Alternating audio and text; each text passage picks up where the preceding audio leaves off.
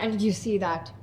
Did you see that reaction he had? Hans Niemann is livid, but why? You're about to find out. He was playing Vishy the King. Mushrooms. It's the Tata Steel Rapid and Blitz tournament in India, and Hans Niemann kicks off with the King Prawn. Best by test. Vishy keeps it super solid here. We've got a Roy Lopez on the board, named after J-Lo's uncle. And after pawn a6, can you not just win a pawn like this? No siree. Black wins it instantly back. This didn't happen. That's analysis mode. Back cave. Board grayed out. In case you're new here, do consider subscribing if you love some wacky chess commentary. Pawns attacked, defended. You also could have castled on that move and brought a rook if black had taken. But this is the game. Cutting edge grandmother theory.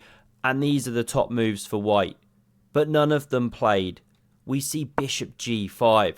Now these variations are razor sharp because the bishop gets chased back, and yes, it's a big pesky annoyance, but also it can get locked out a bit in jail. This is the game, and many people play pawn g5 by this point or a couple moves sooner, but Vishy doesn't do it. He backs up with the bishop. Niemann gets all his bits out, as you're taught to do from a young age, castles, and what's he playing at? Surely, knight f1, g5, this is way too risky. The bishop's not over here. Can't white just do this, f4 on the way soon after castles and castles, knight g3, castles, king h1, f4, you know, eternal pin, horrible. How'd you break it? If the queen ever moves, you take. Well, here's the problem. It's a stunning line. Can you guess the move it starts with? It's knight takes on e4. A queen sacrifice to then deliver this check.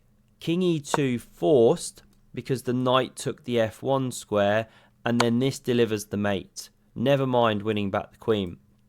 That is an absolutely stunning line. So for that reason, losing my voice here, excuse me, we don't get knight takes on g5. The bishop backs up, knight e7 now, and Vishy starts taking command of the position after king g7. We get knight e3, knight h5, clearing the way for the f-pawn, the 000 from Niemann, and it's not even Christmas.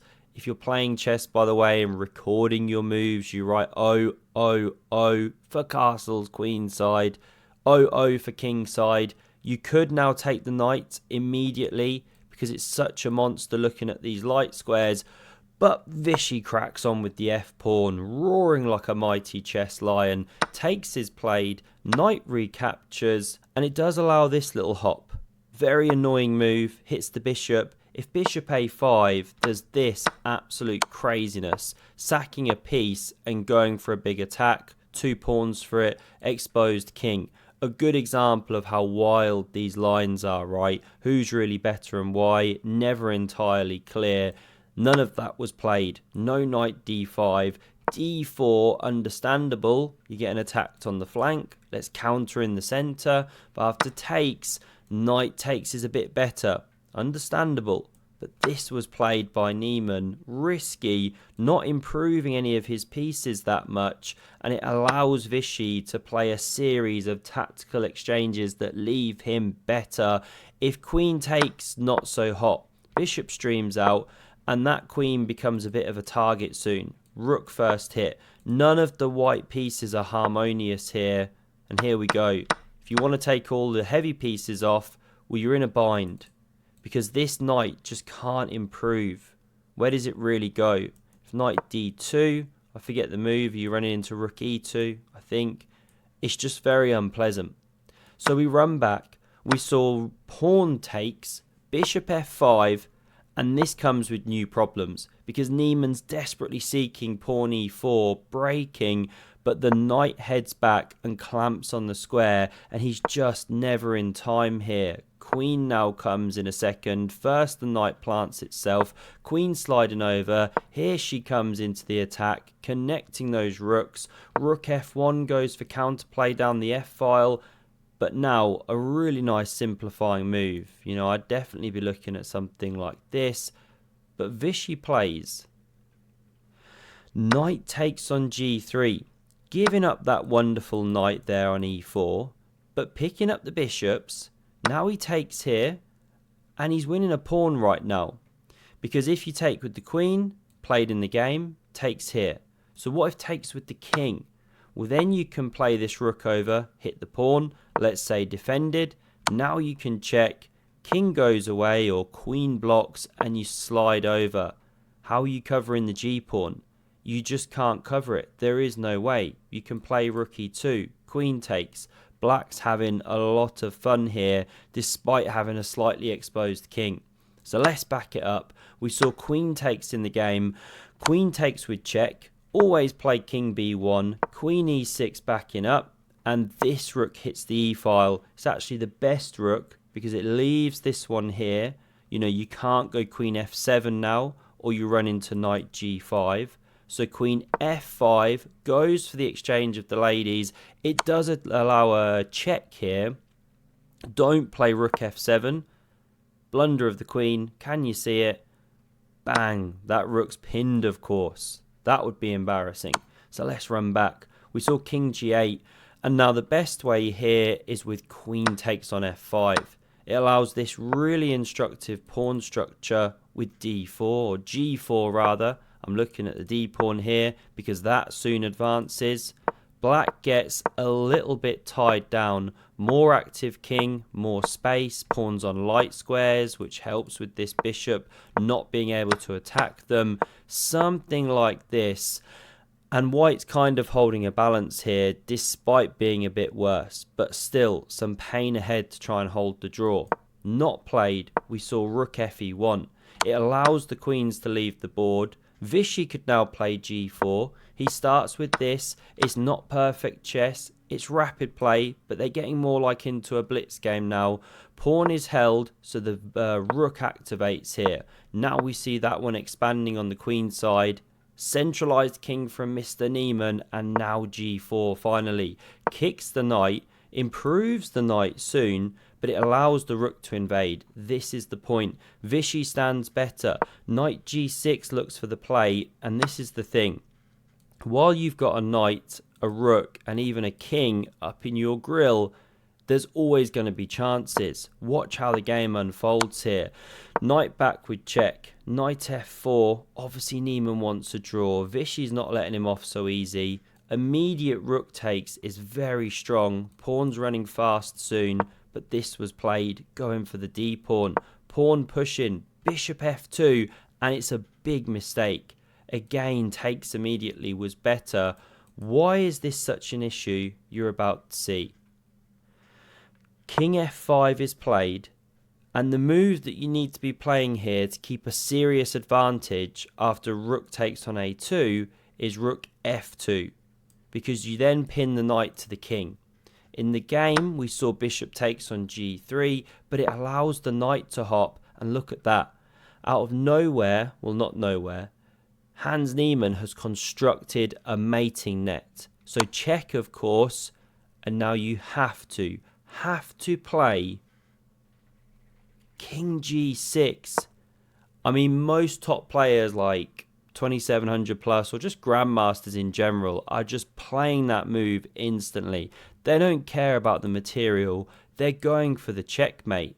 This causes the problems, especially low on time. What's a measly pawn when you're in a worse endgame anyway? And there's only one defense here for black not to get mated. Let's first show the threat. Play a random move. You go check. King's only got one square. No, it hasn't. It's got 0 squares. Rook has to block, and you mate.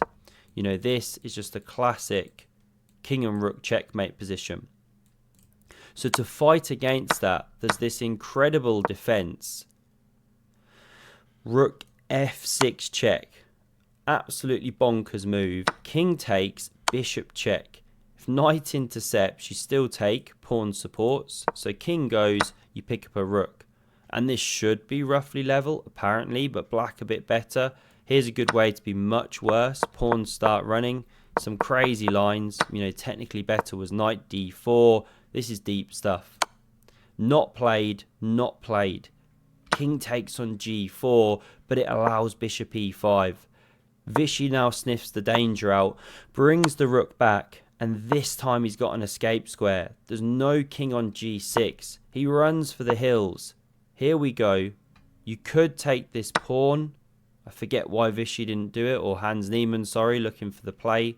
Check maybe. Rook comes down. Okay, different game. Instead, we saw check, chasing the king, but it's chased over to the king side. Beautiful move here. No takes on croissant, or the knight drops. So we saw rook takes check, king e7, knight g5 hits the rook, but pin and win, baby. You have to unpin. This is the game. You could already start running the pawns, but Vishy picks up another one. He's 2 pawns ahead. 3 of them are connected and running like space invaders on the queen's side. Niemann swings the rook around. That one's saved, but this one's hit.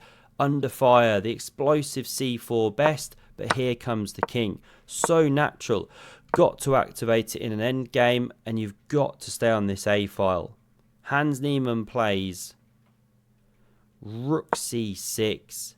But it allows Vishy to exchange those rooks by force. And now look at his bishop.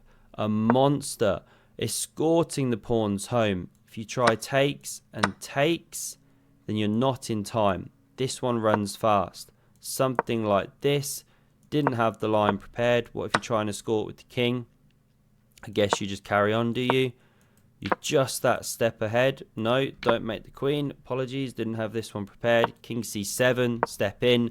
And if white steps in, well, it gives you that move to make the queen, right? This is why you should prepare your lines. So we didn't see knight takes. We saw the knight stepping back here. King b5, knight c6, hits a couple points, but bishop h8. No pressure on the d6 pawn anymore. Bishop backs up, stays along the pertinent diagonal, knight backing off, and bishop f6 hits it. Rotating round. Niemann's lowest on time here, a minute down, king stepping in, and it's a deliberate play by Vishy. Use the clock advantage. He doesn't want to get scrambling with these younger guys, right? 30 years his junior, but he's still a beast in these technical positions. Covers the d6 pawn, and he soon finds the winning idea. Again, you can't take. You're just not in time. Black queens with check. So this was the game. Bishop hits the knight. You can't let it be eliminated. Here's how things proceeded.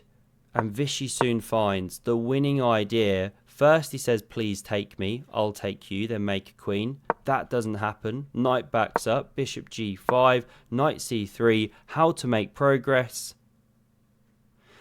Bishop d8. Bouncing round, and here we saw resignation. Because you've got no decent move. If you go here or here, then the bishop's going to take the knight and the pawn pushes. If you go here, you get taken by the king. And if the king steps back, well, it can't go to d2 because of the bishop. Can't go here. So you'd have to go somewhere like here. But then the king steps in.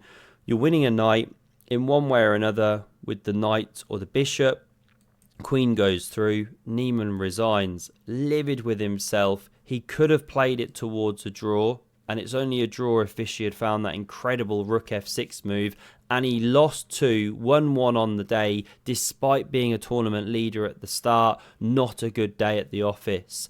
Hope you enjoyed this one. Have a look at the video on the screen if you want some more epic chess. And I hope to see you again soon. Cheers.